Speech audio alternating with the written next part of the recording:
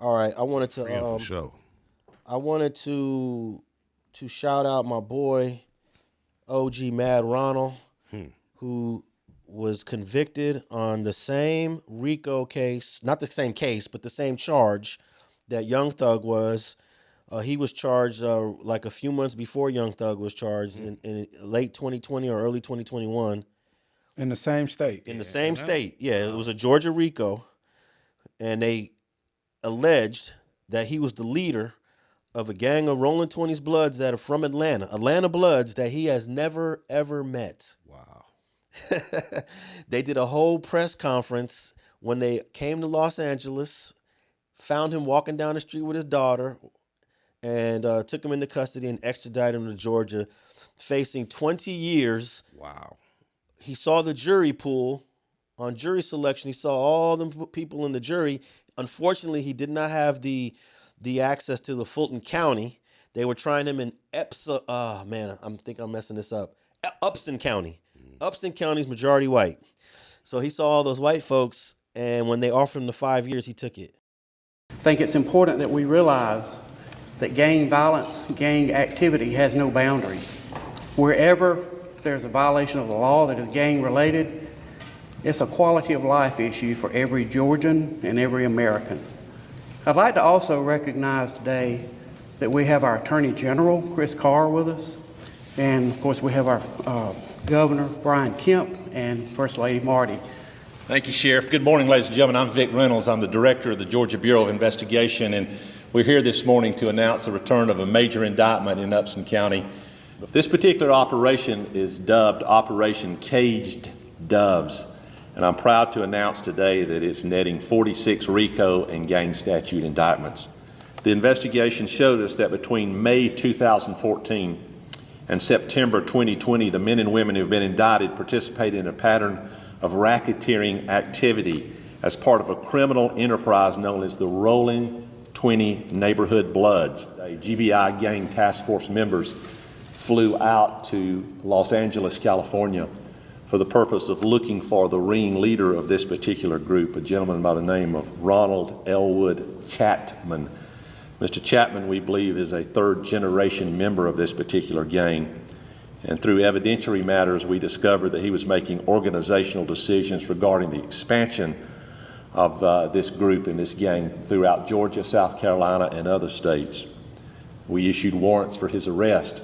And late yesterday, GBI gang task force members standing beside LA County Sheriff's Office members, LAPD, and the FBI Fugitive Task Force placed Mr. Chapman in custody. I'm happy to tell you that today he is sitting in the LA County Jail. My name is Marie Broder. I am the District Attorney for the Griffin Judicial Circuit. I want to start by thanking Governor Kemp. Thank you so much for your fight against criminal street gangs.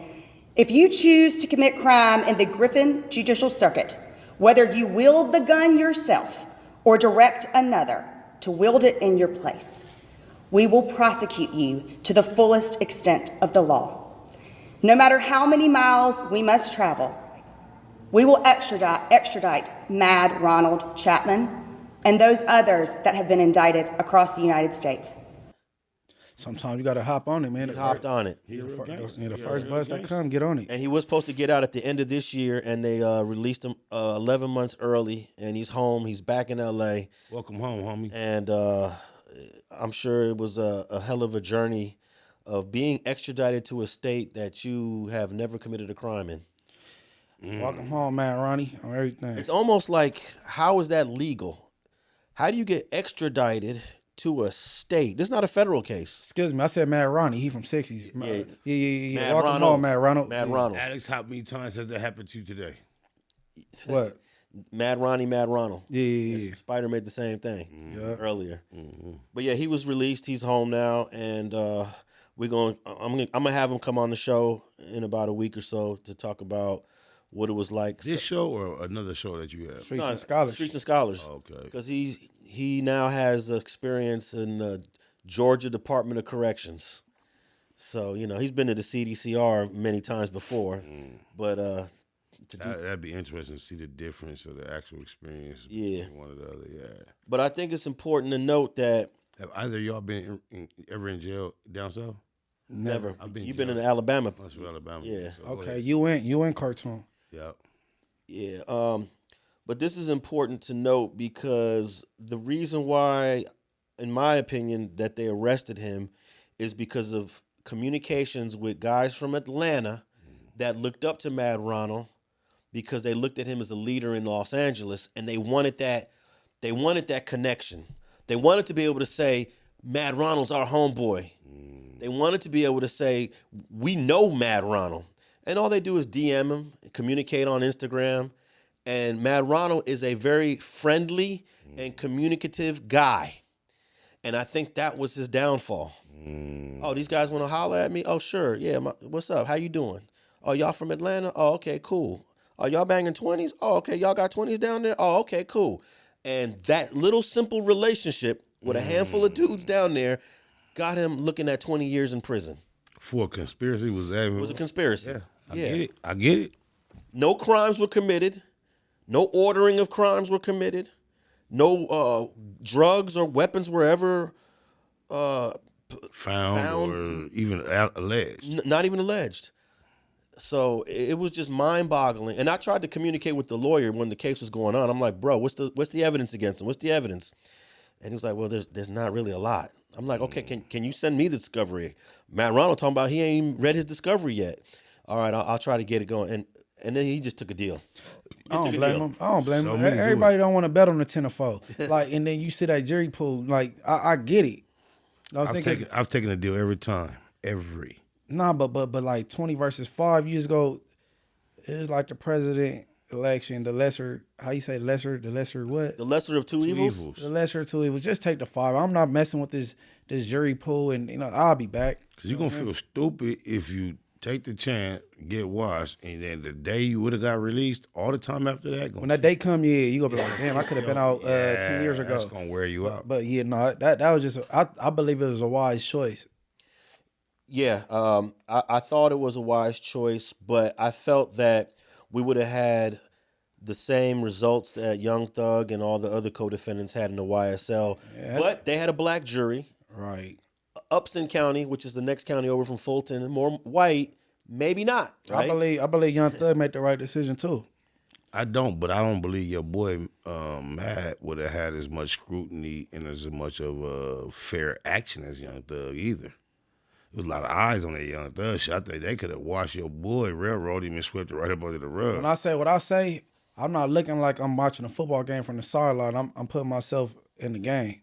You know what I mean? Like, all right, you done dodged the big bullet. Oh yeah, at that moment that he got the action, I feel you. Go ahead, shoot it. Let me get up out of here. It's easier to say that shit when you Monday morning quarterback is different. Yeah, I feel you. You know what I'm saying? We ain't playing Madden. Well, the only reason why I think he might have did the right thing by taking the 5 years is because I don't know if that Upson County jury pool was going to be as favorable as a Fulton County jury pool. You know, even though it's the same state, they're right next to each other, but it's a whole different demographic. We know Ray Charles, one of his most favorite soulful songs is Georgia, and it was a time where Georgia? There you go. Georgia. I tell Munchie all the time, his name is either Ray Wonder or Stevie Charles and the podcast world, and it was a time where Ray Charles refused to perform in Georgia because of their racist origin. So right, and that wasn't that long ago when you think about it in the course of time. No, but Georgia not a black state. They just think of Atlanta and think it's what I'm saying. Atlanta is a black city. Georgia is not a black state. People got it twisted. Yeah, I never forget the story my dad told me when he was in the Marines in North Carolina. My dad's fair skinned.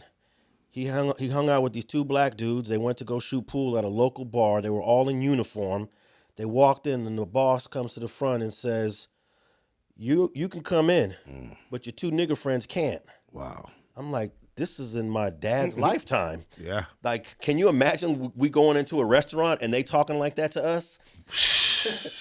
No, I can't. Nah, but this was in the 60s. This is early 60s when my dad was in the Marine Corps. No, I get it, but I couldn't imagine us going through that. That's crazy. Nah, but in terms of the case that Madd Ronald was facing, you're right that Young Thug got a lot more media attention, right? So check this out. Back in, let me see, what year was this? Back in 2022, I got a phone call from the New Yorker magazine that wanted to talk to me about what I thought about the Young Thug case. I was like, I like that idea that you want to do a story on this, but I got a friend that got the same charge as Young Thug, and I don't want to talk to you about Young Thug unless you're going to integrate Madd Ronald into the story. You're a real homie and a real ninja. So he said, let me hear you out. So I gave him the whole breakdown, and check out, this is the New Yorker article posted June 24th, 2022. This is how the article starts off, and then I'm going to shout out the author, Charles Bethea. Shout out Charles Bethea. This is how the article starts off.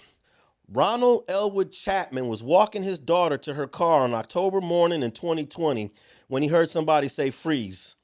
I look up, he recalled recently, and I've got the LA County Sheriff's Department, I've got the LAPD Task Force, I got the Georgia Bureau of Investigations, and I've got the FBI, and they all got guns on me. Man, they've got so many guns on me, handguns, shotguns, AR-15s.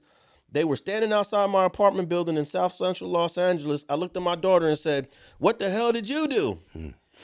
The officers were not there for the daughter. They had come to arrest Chapman, a lifelong resident of LA, now in his 50s, on a charge of violating Georgia's RICO Act. Now, I'm not going to read this whole article, but then he transitions into the Young Thug. So I told the dude, I want you to interview Madd Ronald in jail. I want you to integrate his story into this story because it's the same BS charge, and bro did it. I think Fannie Willis and them practice on Madd Ronald for what they try to do to Young Thug because they were successful with Madd Ronald in other situations. They thought they was ready for Young Thug, but I think they bit off a little more than they could chew. Welcome home, Madd Ronald again. Yes, sir. And that right there is exactly why the Adams community appreciate Alex. All the little narratives people put out there, I don't know, but yeah, that was good work because you could have easily just Young Thug, and then you didn't forget about, you know what I'm saying? No, I didn't. I said I don't want to talk about Young Thug unless we're talking about Madd Ronald. It's the same charge. That's right. And the title of the article is "The Controversial Legal Strategy Behind the Indictment of Young Thug." So I'm gonna put a link to this article in the show notes. That's what I was saying. Yeah. They thought they had it figured out. Yeah. Let's do it. And it fell fat in their And face. this is what I'm also gonna do. I'm gonna hit up Charles Bethea, because I usually do the author of the New Yorker article. Okay. And I'm gonna tell him, hey, it's time to do a follow-up. Young Thug took a deal. The other co-defendants were found not guilty. Madd Ronald was looking at 20. He's home now. You need to really dissect how flawed the Georgia RICO stuff is. And that's your next Pulitzer, Mr. Charles Bethea. Sir.